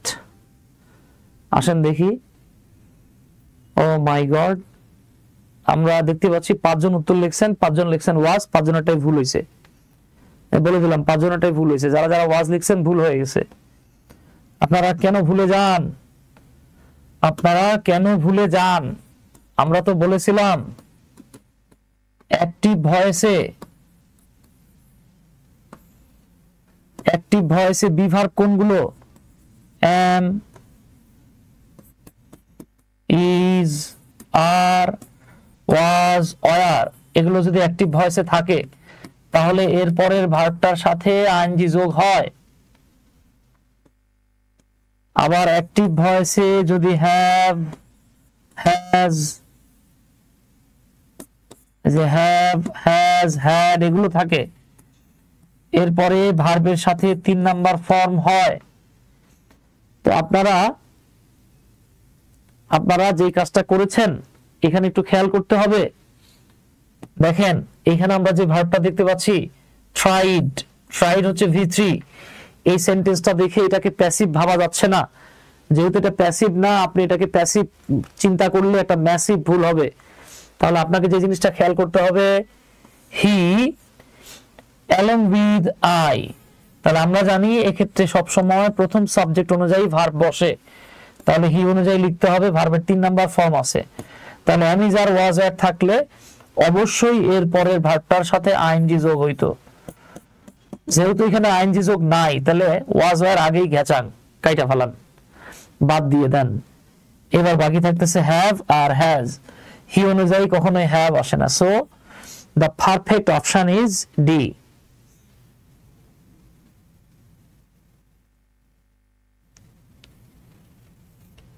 হ্যাঁ ধন্যবাদ সাফওয়ান, থ্যাংক ইউ।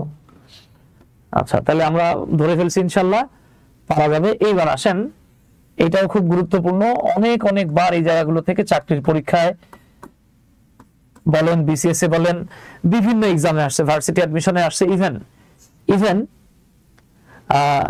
আপনাদের মধ্য থেকে যারা আপনাদের ছোট ভাই বোন বা বাচ্চা কাচ্চা যাদের আছে, যারা আপনার ক্যাডেট কলেজের প্রিপারেশন নিচ্ছে, তাদের জন্য কিন্তু এই রুলগুলো অত্যন্ত গুরুত্বপূর্ণ, এগুলো শেখায় রাখেন। তো দেখেন এগুলোকে বলা হয় কোরিলেটিভ কনজাংশন। হ্যাঁ, একটার সাথে রিলেটেড আছে। দেখেন যেমন not only but also, either or, neither নর, নট বাট। অনেক সময় দেখবেন নট অনলির সাথে অনলি থাকবে না, বাট অলসোর সাথে অলসো থাকবে না, তাহলে নট বাট হয়ে যাবে। এটার সাথে আরেকটা যোগ করেন অর। এগুলো দ্বারা যখন একাধিক সাবজেক্ট যুক্ত হবে এক্ষেত্রে সব সময় দ্বিতীয় সাবজেক্ট অনুযায়ী ভার্ব লিখতে হবে। অনেকে বলে নিকটবর্তী, হ্যাঁ, অনেকে বলে ভার্বের কাছের সাবজেক্ট অনুসারে। দরকার নাই ভার্বের কাছের সাবজেক্ট অনুসারে বলার, আপনি বলবেন দ্বিতীয় সাবজেক্ট অনুসারে। যেমন দেখেন এইখানে আছে not only I but also হি, তাহলে এখানে দেখেন আই এর আর কোনো ভ্যালু নাই, হি অনুযায়ী হয়ে গেল ইজ। একইভাবে either he or his friends, এই যে দেখেন ফ্রেন্ডস হচ্ছে প্লুরাল, সেই অনুযায়ী এখানে আর হলো। এগুলো আমাদের মুখস্থ করতে হবে। তাসিন আহসান বলছেন কট, মনোযোগ সহকারে খেয়াল না করলে কট খাইতে হবে, ঠিকই বলছেন।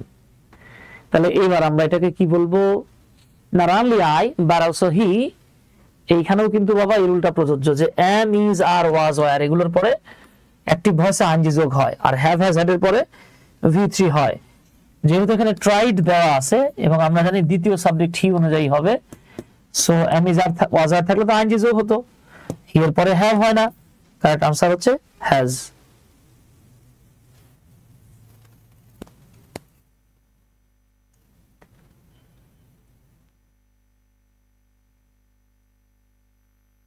ওকে, মাশাআল্লাহ, এই তো ধরতে পারছেন আপনারা, ধন্যবাদ।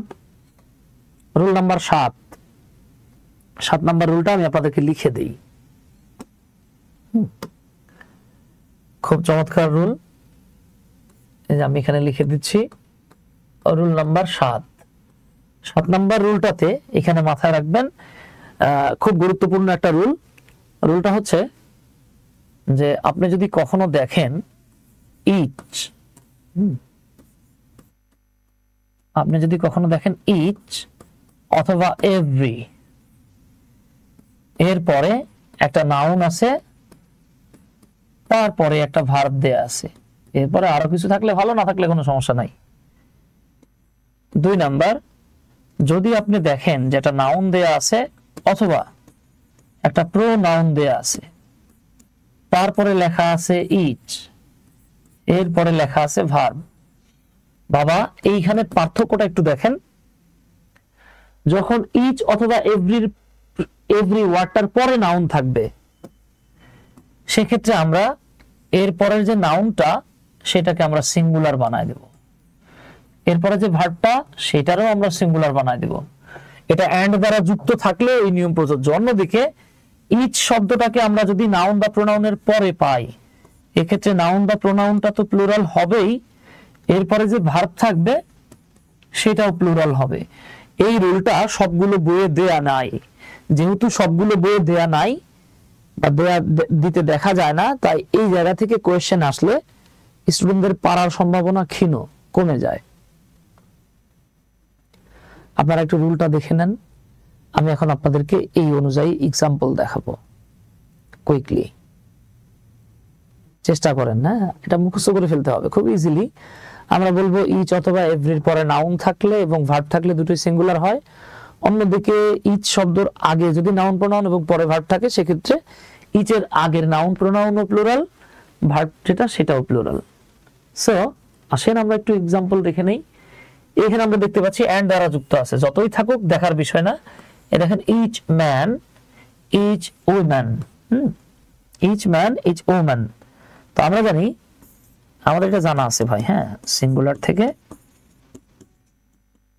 আমরা যখন প্লুরাল করতে যাই, তো এম এ এন, ম্যান মানে বেড়া মানুষ, পুরুষ মানুষ একজন। অন্যদিকে একাধিক যদি হয় এম ই এন হয়। একইভাবে একজন মহিলা হলে দেখেন ও ম্যান, একাধিক হলে এই যে দেখেন উইমেন। তাহলে আমরা এখানে দেখতে পাচ্ছি, দেখেন এটাও যেহেতু সিঙ্গুলার, এটাও যেহেতু সিঙ্গুলার, সো ভার্বটা সিঙ্গুলার নিতে হবে। আর এখানে কিন্তু বাবা ওই যে দেখেন V3 আছে, ওয়াজ ওয়্যার নেয়ার কোনো প্রশ্নই আসে না। তাহলে প্রশ্ন হচ্ছে ভার্ব কি হবে, সিঙ্গুলার, হ্যাভের শেষে এস নাই, তাই এটা plural. Undoubtedly the answer will be has.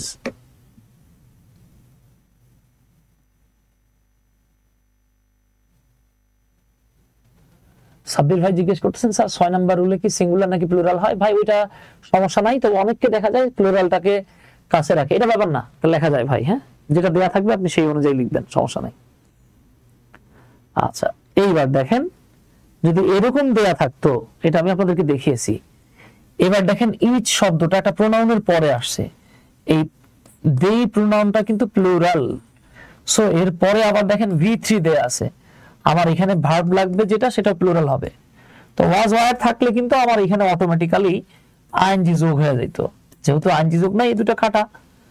এখন প্লুরাল অনুযায়ী ডেফিনেটলি আমি হ্যাজ নিতে পারছি না, হ্যাভ নিয়ে নেব। ডান।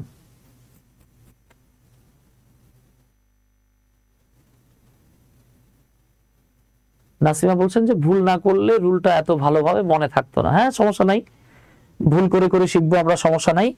তবে দেখেন আমার বাবা মাঝে মাঝে একটা কথা বলতো যে বাবা, আমার বাবা তো মারা গেছে গত ফেব্রুয়ারি মাসে, এই সামনে ফেব্রুয়ারি 24 তারিখে আমার বাবার মানে মারা গেছে, 1 বছর পূর্তি হবে। আপনারা আমার বাবার জন্য দোয়া করেন, আল্লাহ সুবহানাহু ওয়া তাআলা আপনাদের বাবা মাকে, সন্তানদেরকে সবাইকে ভালো রাখুক।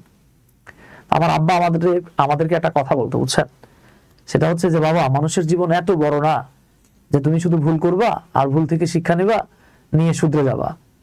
হ্যাঁ, আপনাকে শুধু মানুষের মানে নিজের জীবনে ভুল করে করে শিখলে হইব না, মানুষ যারা ভুল করছে তাদের ভুল দেখো আমাদের শিক্ষা নিতে হবে। বুঝতে পারছেন তো? তো বারবার ভুল করে রুল শেখার কোনো সুযোগ নাই, সেক্ষেত্রে হুলস্থুল একটা পর্যায়ে পড়ে যেতে পারি আমরা। ওকে, আসি। আচ্ছা, আমাদের শহীদুল ইসলাম ভাই বলতেছেন জীবনে যা পড়েছি অধিকাংশই ভুল। না না ভাই, আমি তো বলছি না জীবনে আমরা যা পড়ছি অধিকাংশই ভুল, অসম্ভব। এখন সমস্যা হচ্ছে আমরা রুলটাকে হয়তো ভুলভাবে জেনেছি বা ভুলভাবে আমরা আত্মস্থ করছি, সমস্যাটা এখানে আর কি। আমি ঢালাও ভাবে তো আসলে স্যারদেরকে দোষ দিতে পারি না, এই আর কি। হ্যাঁ স্যার, ভিডিওগুলো আমি মিস করেছি, আমাকে একটা নক দিয়েন, ক্লাস শেষে আমাকে একটা নক দিয়েন। যারা ভিডিওর জন্য নক দিবেন তারা মেসেঞ্জারে নক দিয়েন, আর যারা হচ্ছে আসলে পিডিএফ ফাইলের জন্য বা লেকচার শিটের জন্য নক দিবেন তারা আমাকে হোয়াটসঅ্যাপে নক দিয়েন। ওকে, আচ্ছা এইবার আসেন কালেকটিভ নাউন, খুব ইন্টারেস্টিং একটা জায়গা, এই জায়গাটা আমি আপনাদের সাথে ব্যাখ্যা করি। দেখেন, আমরা কম বেশি সবাই জানি কালেকটিভ নাউন। কালেকটিভ নাউন মানে হলো সমষ্টিবাচক। যখন এক জাতীয় অনেকগুলো নাউনের সমষ্টি একসাথে থাকে তখন সেটাকে বলা হয় কালেকটিভ নাউন, তাই না? আপনি এখানে যেটা মাথায় রাখবেন, যদি কখনো এরকম দেখেন, আমরা এটা মাথায় রাখবো যে, আচ্ছা আমি দু একটা উদাহরণ দিই বাবা। হ্যাঁ, যেমন ধরে নেন টিম হচ্ছে প্লেয়ারদের সমষ্টি, ক্লাস হলো স্টুডেন্টদের সমষ্টি। এরপর আপনি বলতে পারেন কমিটি, COMMITTEE,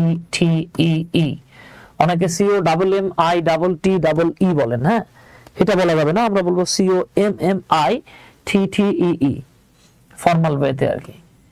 এরকম আরো আছে, যেমন বলতে পারেন জুরি, মানে বিচারক মন্ডলী, এরকম অনেক শব্দ ব্যবহার করতে পারি, আমরা ওইদিকে যাচ্ছি না। দেখেন, আমরা যেটা মাথায় রাখবো যে কালেকটিভ নাউনের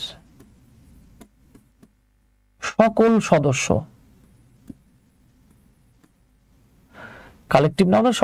যেমন আমরা যদি বলি টিম, একটা টিমে প্লেয়ার থাকতেছে 11 জন, এই 11 জনের 11 জনেই যদি একমত হয়, আমরা বলবো একমত হলে, এক্ষেত্রে আমরা এই কালেকটিভ নাউনটার জন্য যেই প্রোনাউন এবং যে ভার্ব ব্যবহার করব সেটাকে আমরা সিঙ্গুলার লিখব। অন্যদিকে আমরা যেটা মাথায় রাখবো যে কালেকটিভ নাউনের সকল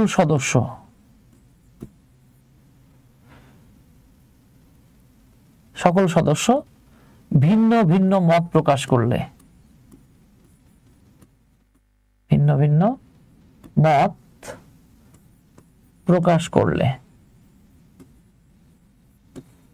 এক্ষেত্রে এই কালেকটিভ নাউনটার জন্য ব্যবহৃত যেই প্রোনাউন আমরা লিখব এবং এর জন্য যে ভার্বটা আমরা লিখব দুটোকেই আমরা প্লুরাল লিখে ফেলবো। তখন এখানে একটা ইন্টারেস্টিং নাম আছে, তখন মানে এক্ষেত্রে কালেকটিভ নাউনটিকে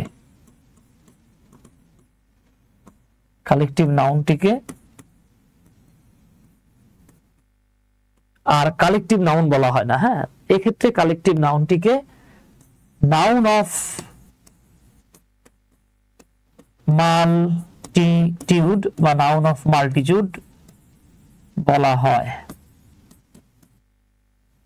ঠিক আছে, দেখেন কালেকটিভ নাউনের সকল মেম্বাররা মত, পথ, মতাদর্শ, ভাবাদর্শ, আদর্শ এই দিক থেকে যদি এক হয় তাহলে তার জন্য ব্যবহৃত প্রোনাউন এবং ভার্ব সিঙ্গুলার। অন্যদিকে কালেকটিভ নাউনের সকল সদস্যরা যদি মতের দিক থেকে, পথের দিক থেকে, ভাবাদর্শ, আদর্শের দিক থেকে এক না হয়ে ভিন্ন ভিন্ন হয়, সেক্ষেত্রে আমরা তাদের জন্য ব্যবহৃত প্রোনাউন এবং ভার্বটা প্লুরাল লিখব। ওকে, এক্ষেত্রে অবশ্যই কালেকটিভ নাউনটাকে আর কালেকটিভ নাউন বলা হয় না, বলা হয় নাউন অফ মাল্টিটিউড। আসেন আমরা একটু উদাহরণ হিসেবে দেখে নিই। এই যে দেখেন আমরা এখানে দেখতে পাচ্ছি ক্লাস কিন্তু একটা, তাই না? একটা। এরপর আমরা দেখতে পাচ্ছি তারা ডিসিশন নিয়েছে কয়টা? একটা। এই যে দেখেন, তাহলে আমরা বলতে পারি ডিসিশন যেহেতু একটা, তার মানে তারা একমত প্রকাশ করেছেন। যেহেতু তারা একমত প্রকাশ করেছেন, সো এর জন্য যে ভার্বটা নিব আমরা সেটা সিঙ্গুলার হইতে হবে। এখন হ্যাভ প্লুরাল, এখন বাবা এই যে হ্যাভ ও প্লুরাল, দেয়ার ও প্লুরাল কাটা। হ্যাজ সিঙ্গুলার, ইটস সিঙ্গুলার হয়ে গেছে। দেখেন আমরা কারেক্ট আনসার পেয়ে গেছি। The class has met and taken its decision. অন্যদিকে হ্যাজ সিঙ্গুলার কিন্তু দেয়ার প্লুরাল হলো না, হ্যাভ প্লুরাল কিন্তু ইটস সিঙ্গুলার হলো না। So the right option is B. Babul ভাই বলতেছেন স্যার আপনার মতো একজন শিক্ষক পেতাম তাহলে হয়তো ইংরেজিতে দুর্বল হতাম না। না ভাই, অনেক শিক্ষক আছে বুঝছেন। এখন সমস্যা হচ্ছে আমরা অনেক সময় শিক্ষকদেরকে খুঁজে পাই না, আবার আমরা শিক্ষকদেরকে পর্যাপ্ত সম্মান দেই না, এই জন্য অনেক সময় ভাই শিক্ষকরা হারায় যায় বুঝছেন, এই আর কি। আবার আমাদের নিজেদের দোষও আমরা শিক্ষক খুঁজে বের করি না, এটাও আমাদের সমস্যা।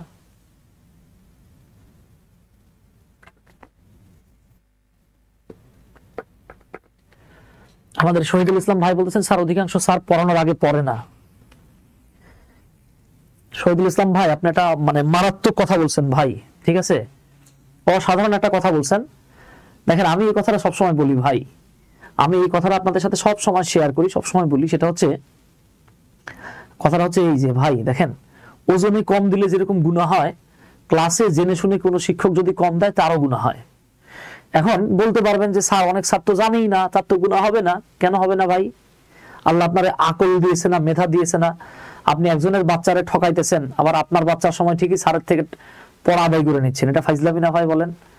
এখন আমি আপনাকে ওজনে কম দিলে যেরকম গুনাহ হবে, ক্লাসে কম দিলেও গুনাহ হবে। আরেকটা বিষয় হচ্ছে এরকম ভাই, দেখেন অনেকে দায়িত্ব পালন করতে না পারলেও দায়িত্ব ধরে রাখে, এটা আরেকটা ভাই খারাপ একটা মানুষের কাজ বুঝছেন। ধরেন আমি একজন হাবিলদার বা আমি হচ্ছে একজন পাহারাদার, হ্যাঁ। এখন যদি এরকম হয় যে মনে করেন রাত্রের বেলা আমি পাহারা দেই, এখন এরকম হলো আমার এলাকায় নিয়মিত চুরি হইতেছে, রাতের বেলা চুরি হইতেছে, আমি চোরে দৌড়ায় ধরতে পারতেছি না, কিন্তু বুঝতেছি চোর পালা যেতেছে, এক্ষেত্রে আমার উচিত হবে ভাই আমার ওই কাজ ছেড়ে দেওয়া। আমি যদি একজন পুলিশ হই চোরের সাথে না পারি, তাহলে আমার উচিত হবে আমাকে চাকরি ছেড়ে দেওয়া, ঠিক আছে ভাই। এখন মনে করেন আমি আমার দায়িত্ব পালন করতে পারতেছি না, কিন্তু আমি আমার সেই সেক্টরে আমার সেই কর্মে থেকে আমি চুরি চামারি করতেছি, ভাই কিয়ামতের দিন বুঝতে পারছেন তো, এক এক পয়সার হিসাব আল্লাহ তাআলা নেবে বুঝছেন।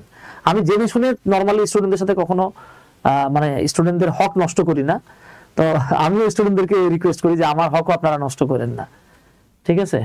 আর আমি যদি না যাই না কোনো কিছু ভুল করে ফেলি, সেটা আল্লাহ মানে মাফ করবে বুঝছেন, এই আর কি। আরেকটা বিষয় হচ্ছে কি আমাদের উচিত কি ভাই, আমরা অনেকেই মনে করেন কোন একটা কিছু শিখলে আরেকজনের সাথে শেয়ার করি না। ভাই আপনি যদি আরেকজনের সাথে শেয়ার করেন, তাহলে আল্লাহর রহমতে এটা আপনার ব্রেনে, আপনার ডিএনএ তে, হ্যাঁ, এটা গেঁথে যাবে, সহজে ভুলবেন না ভাই, হ্যাঁ, শেয়ার করেন, ঠিক আছে। মাশাআল্লাহ এটা পারবো আমরা। এবার আসেন কোশ্চেন নাম্বার 2। আজেরা গল্প করে ফেলছি অনেক। The class made and taken decisions. এই যে ডিসিশনস যেহেতু হয়ে গেছে, তার মানে আমরা বুঝতেছি ডিসিশন একটা না, তার মানে এখানে একাধিক মতামতের ঘটনা ঘটছে, এখানে ভিন্ন মতের ঘটনা দেখতে পাচ্ছি আমরা। সো আমাদের এইখানে যখন আমরা বললাম যে যখন আমরা এই যে বিষয়টা বললাম, যখন আমরা দেখব যে কালেকটিভ নাউনের সকল সদস্য মতামতের দিক থেকে, আদর্শের দিক থেকে, ভাবাদর্শের দিক থেকে তারা মানে একক হবে না, সিদ্ধান্তে আসতে পারবে না, তখন আমরা এই নাউনটাকে কালেকটিভ না বলে নাউন অফ মাল্টিটিউড বলি। তার জন্য ব্যবহৃত প্রোনাউন এবং ভার্ব দুটোই বোথ উইল বি প্লুরাল। তাহলে দেখেন ভাই, have plural, they are plural, তাহলে আমরা দুইটা প্লুরাল পেয়ে গেছি। সো আমাদের কাজ হয়ে গেছে। তাহলে আমরা বলবো the class have met and taken their, এই যে দেখেন প্রোনাউনটাও প্লুরাল, এই যে দেখেন ভার্বটাও ভাই প্লুরাল। এই ক্লাসটাকে আর এখন কালেকটিভ নাউন বলা হবে না, এই নাউনটাকে বলা হয় নাউন অফ মাল্টি, কেউ বলে চুড, কেউ বলে মাল্টিটিউড। এটার একটা মারাত্মক ব্যাখ্যা আপনাদেরকে দেই। হাবিবুর রহমান হাবিব ভাই বলতেছেন যে পেশাদারিত্বের অভাব। হ্যাঁ ভাই, পেশাদারিত্বের অভাব এটা তো খুব খারাপ জিনিস। দেখবেন আমাদের অনেক এমপি মন্ত্রী আছে ভাই, এরা ঝামেলা করে, বুঝছেন, দেখবেন ক্ষতি করে ভাই। আমরা অনেকে আছি সরকারি টাকা আত্মসাৎ করে ভাই, বিশ্বাস করেন। ধরেন আমি, এটা তো আপনি জানেনই, হ্যাঁ, ধরেন আমি ভাই একজন ডাকাইত, আপনি আমার নির্বাচিত করেন আর আমার উপর একটা দায়িত্ব তুলে দেন, আমি যদি চুরি ডাকাতি করি আমার সমান গুণ আপনি পাইবেন। একইভাবে আপনি আমার নির্বাচিত করছেন বা কোনো একটা দায়িত্ব দিয়েছেন, এখন আমি যদি ভাই ভালো কাজ করি এটা সমান সওয়াব আপনি পাইবেন, বুঝছেন, সে আপনি যে কোনো কাজেই বলেন। হ্যাঁ, এখন ঝামেলাটা হইতেছে গিয়ে কি জানেন, আমরা অনেক সময় ইচ্ছা করেই মানুষের ক্ষতি করতেছি, এই আর কি। তাহলে এটা পারবেন ইনশাল্লাহ, হ্যাঁ, এটা পারা যাবে, সমস্যা হবে না। আচ্ছা, জাযাকাল্লাহ। তাহলে আসি বাবা, এইবার আমরা রুল নাম্বার 9 দেখব। তো আমি এই রুলগুলো বইয়ে যেভাবে দেয়া আছে তার বাইরেও কিছু জায়গা আছে যেটা বইগুলোতে ব্যাখ্যা করে না, আমি ব্যাখ্যাটা লিখে দিচ্ছি। একটা মারাত্মক ব্যাখ্যা আছে, সম্ভবত এটা, হ্যাঁ, 9 নাম্বার রুল। তাহলে আমরা রুল নাম্বার 9 চলে যেতেছি। খুব ইন্টারেস্টিং একটা টপিক। বইগুলোতে এটা একদম পারফেক্ট ওয়েতে শতভাগ দেয়া থাকে না, আমি বিশ্বাস করি ইনশাল্লাহ আপনাদের মাথায় থাকবে ভাই। এগুলো অত্যন্ত গুরুত্বপূর্ণ কিন্তু, হ্যাঁ, দেখবেন প্র্যাকটিক্যাল লাইফে বারবার কাজে লাগে এগুলো। তো আমরা এখানে যেটা মাথায় রাখবো, আপনি যদি কখনো এই শব্দটা পান, হ্যাঁ, each of, one of, either of, যদি পান নাইদার অফ, আবার যদি আপনি এরকম পান এভরিওয়ান অফ, তাহলে each of, one of, either of, neither of, everyone of. হ্যাঁ, অনেকে আছে ভাই, আপনারা এটা মাথায় রাখেন যে এভরি অফ নামের কোনো এক্সপ্রেশন নাই, এক্সপ্রেশন অর ফ্রেজই নাই। তাহলে ভাই আপনাকে কেউ যদি এভরি অফ লিখা দেয়, ওটাকে আগে চোখ বন্ধ করে কাটা দিবেন, ঠিক আছে, ওটাকে আগে চোখ বন্ধ করে কেটে দেবো আমরা। তাহলে আসেন ওস্তাদ, এই যে দেখেন each of, one of, either of, neither of, everyone of, যদি আপনি দেখেন যে এদের পরে বাবা একটা নাউন দেয়া আছে, যদি দেখেন এর পরে একটা ভার্ব দেয়া আছে, আমাদের বইগুলো সাধারণত এইখানে এটাকে ক্লিক করে শেষ করে দেয়। স্যার সাথে সাথে বাংলাগুলো বলা যাবে, বাংলা বলতেছি তো ভাই, আবার বলে দেবো, সমস্যা নাই, ঠিক আছে। দেখেন এরপরে যদি নাউন থাকে, তারপরে যদি ভার্ব থাকে, তারপরে যদি আবার একটা প্রোনাউন পান, এই সাধারণত প্রোনাউনটা অনেকেই বলে না। এক্ষেত্রে আমরা যেটা মাথায় রাখবো সেটা হলো, এক্ষেত্রে নাউনটা হবে ডেফিনেটলি প্লুরাল, ভার্বটা হয়ে যাবে অবশ্যই সিঙ্গুলার। এখন অনেকে আমরা এই প্রোনাউনটা সিঙ্গুলার হবে নাকি প্লুরাল হবে এটা ধরতে পারি না, এটা আপনি ধরে ফেলবেন যে ভাই এটা হবে সিঙ্গুলার। আসেন, লেটস টেক অ্যান এক্সাম্পল, আমরা একটা উদাহরণের মাধ্যমে দেখি। যেমন আমরা যদি বলি ইচ অফ মাই, ধরেন আমি খুব কমন, আমি এই উদাহরণটা সাধারণত মাঝে মাঝে দিই, স্টুডেন্ট অর স্টুডেন্টস, খুব সহজ উদাহরণ, তো চেষ্টা করি সহজটা দিয়ে আপনি বোঝেন, বুঝে ফেললে পরে এটাকে কঠিন করে লিখতে পারবেন। Each of my student or students, এরপর ধরে নাম দেয়া থাকলো হ্যাভ অর হ্যাজ, তারপরে দেয়া থাকলো ফিনিশড, হিজ অর দেয়ার, এরপরে দেয়া থাকলো দাদা হোমওয়ার্ক।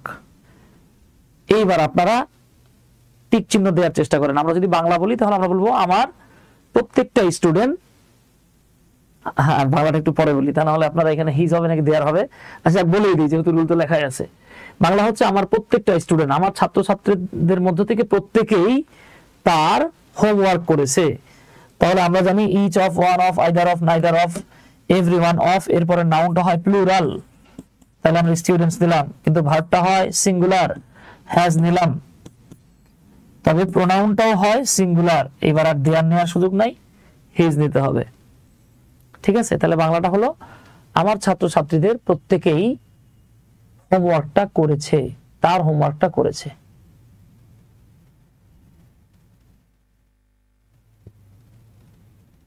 এই যে থ্যাংক ইউ। এখন এখানে ইচ অফ না থাকে everyone of, either of, neither of, যে কোনোটা থাকতে পারতো, সিমিলার রুল সেম। ঠিক আছে, আসুন আপনাদের সাথে এই এমসিকিউটা একটু ব্যাখ্যা করি। ধরুন একটা আপনাকে বলা হচ্ছে নিচের কোনটা কারেক্ট। এখানে বলা হচ্ছে each of the three boys, তাহলে ইচ অফ দার পরে নাউনটা প্লুরাল হয়, কিন্তু ঠিক আছে, গট এটা পাস্ট টেন্স তাই বোঝা যাচ্ছে না, এইটাই correct. Each of the three boys got a prize, প্রত্যেকটা ছেলেই একটা করে প্রাইজ পেয়েছে, কারেক্ট। 2 নম্বরে ঝামেলা আছে, কারণ এভরি অফ বলতে দুনিয়ায় কিছু নাই, আমি আগেই বলছি, কাটা। All of the three boys মানে 3জন ছেলের সবাই একটা প্রাইজ পেলো। আপনি যদি বলেন 3জন ছেলের একটা প্রাইজ দেওয়া হয়েছে, ভাই তো মারামারি করবে ভাই, 3জনের একটা প্রাইজ কেমনে দিবেন, তাহলে সি কাটা। এবার a few of the three boys, আমরা যদি বলি 3জনের মধ্যে থেকে কয়েকজন, তাহলে তো বাক্য জীবনে হবেই না, তাহলে এখানে ডিও কাটা। ওকে, আচ্ছা আমরা পারবো ইনশাল্লাহ। এইবার আসি আমরা রুল নাম্বার 10। ভাই এটা বোঝাবুঝির কিছু নাই, আল্লাহর নাম নিয়ে এটা টিএম মানে টানা মুখস্থ করবেন। আপনি জাস্ট মাথায় রেখেন যে some of, all of, no, none of, majority of, rest of, part of, most অথবা মোস্ট অফ, পার্সেন্টেজ অফ, এই শব্দগুলোর পরে নাউন যা হবে ভার্ব তা হবে। এরপরে নাউন যদি সিঙ্গুলার হয় তাহলে ভার্ব সিঙ্গুলার হবে, এদের পরে নাউন যদি প্লুরাল হয় তাহলে ভার্ব প্লুরাল হবে। যেমন দেখেন যেখানে নো দেয়া আছে, নোর পরে দেয়া আছে এক্সাম্পল, একটা এক্সাম্পল সিঙ্গুলার তাই ভার্ব সিঙ্গুলার হয়েছে। নো এর পরে এম ই এন, মেন, দেখেন একাধিক মানুষ তাই ভার্বটাও প্লুরাল হয়েছে। এইটা আমরা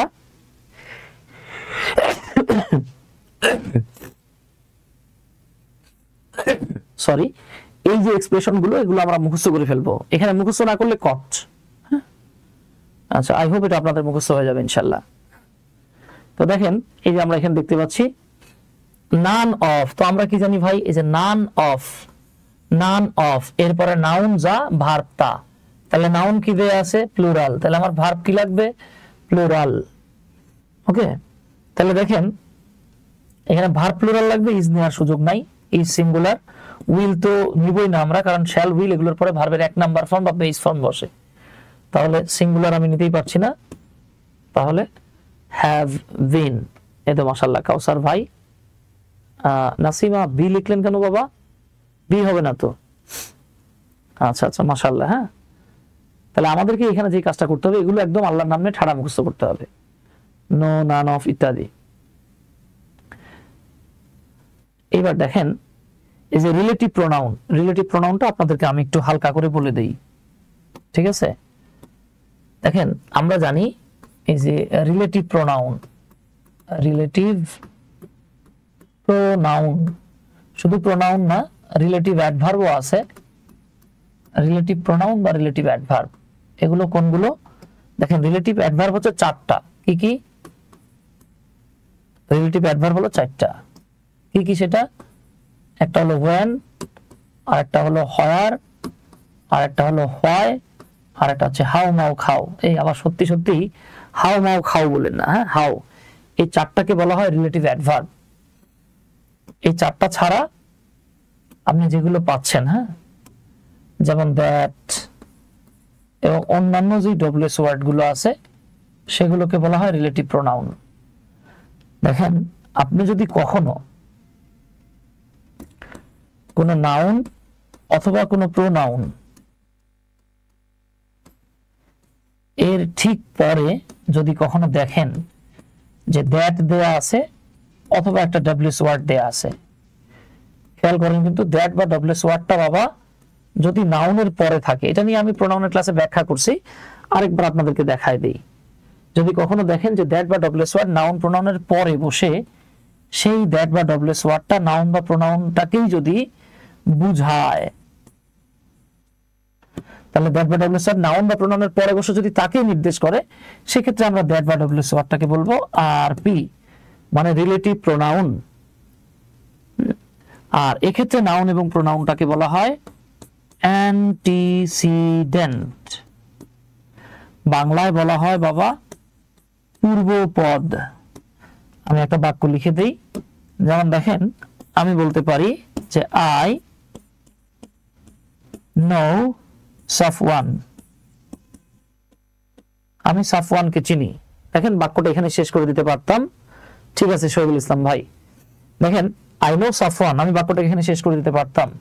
আপনারা দেখতে পাচ্ছেন যে সাফওয়ান হলো একটা ছেলের নাম, বাক্যটা এখানে শেষ করে দিতে পারতাম, কিন্তু আমরা চাচ্ছি যে না, আমরা সাফওয়ান সম্পর্কে আরো কিছু তথ্য দিব। তখন আমরা এখানে লিখলাম যে হু, যে আমি সাফওয়ানকে চিনি, যে এই যে দেখেন হু এর বাংলাটাই হলো বাবা যে। এখন আপনারাই বলেন তো এই যে মানে কে? সাফওয়ান। তার মানে দেখেন তো নাউন বা প্রোনাউনের পরে ডব্লিউএস ওয়ার্ড বসছে না, সে সাফওয়ানকে নির্দেশ করছে কিনা? করতেছে। তাহলে আমরা এই ক্ষেত্রে হুটাকে বলবো রিলেটিভ প্রোনাউন। এবার বাক্য কিন্তু শেষ হয় নাই, আমি বললাম যে আমি সাফওয়ানকে চিনি, হু যে, যে এইবার আমি বলতে পারি who is living in at মাটিকাটা, মাটিকাটা মিরপুর, আর মিরপুর লিখলাম না, নাও। তাহলে এই বাক্যে আপনি জাস্ট একটু খেয়াল করেন তো বাবা, আমি যখন এই বাক্যটাতে ইজ লিখেছি, এটা কি আমি আই অনুযায়ী লিখছি, হু অনুযায়ী লিখছি? নো, আমি মূলত এই যে দেখেন এটাকে লিখেছি সাফওয়ান ইজ লিভিং এট মাটিকাটা, ঠিক আছে? ওকে, তাহলে দেখেন আপনি জাস্ট হুটাকে সরাই দেন, তাহলে আসতেছে কি সাফওয়ান ইজ লিভিং। এভাবে আমাদেরকে রিলেটিভ প্রোনাউনের পূর্বের অ্যান্টিসিডেন্ট, আমরা সাফওয়ানকে নাউন বলবো না, আমরা এটাকে বলবো antecedent. Okay dear, so why fear when chewing gum is there, তাই না? আচ্ছা, তাহলে চলে আসি গুরু। এইবার আমরা একটু চেষ্টা করি দেখি এই প্রশ্নটা উত্তর লিখতে পারি কিনা।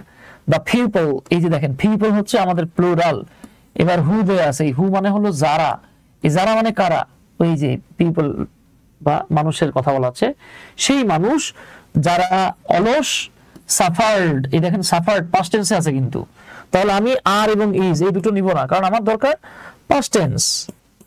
তাহলে আমরা কি বলবো? The people who dash lazy, এবার ওয়ার হয়ে যাবে। তাহলে বাংলাটা কি হচ্ছে দেখেন, আমি যদি এটাকে এখানে লিখে দেই, the people who are lazy, সেই মানুষ যারা অলস ছিল, তারা সাফার্ড মাছ, ব্যাপক ভুগেছে, তাদেরকে অনেক দুঃখ কষ্ট যন্ত্রণা ভোগ করতে হয়েছে। তার মানে বাবা আপনি যেটা বুঝতে পারতেছেন সাফার্ড, এখন আপনি কি বলবেন তারা বর্তমানে অলসতায় অতীতে ভোগ করছে? না, এইগুলো দিয়ে ঘটনা। তো এইভাবে বাকি আরো কয়েকটা রুল দেওয়া আছে, এই রুলগুলো একটু আপনারা জাস্ট পড়ে নিয়েন, আমি আর ব্যাখ্যা করছি না, ঠিক আছে? তো আপনাদের জন্য আমি এই জায়গাটাতে টোটাল 20টা রুল দিয়ে রেখেছি, আপনারা জাস্ট পড়লেই পারবেন ইনশাআল্লাহ। এই যে এই রুলটা অনেক বেশি আসে, তবে এটা পুরোটাই মুখস্থ বিদ্যার উপর নির্ভর করে। হ্যাঁ, এই লাইনে যে যত মুখস্থ করতে পারবে বাবা, সে তত বেশি শাইন করতে পারবে, ঠিক আছে? তাহলে আমাদের আজকের ক্লাসটাতে আমরা এতটুকু আলোচনা করেছি।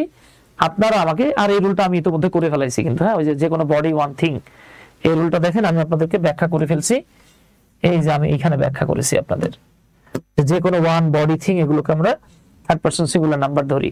তাহলে আপনাদের কাজ হচ্ছে এই রুলগুলো একটু একবার দেখে নেবেন।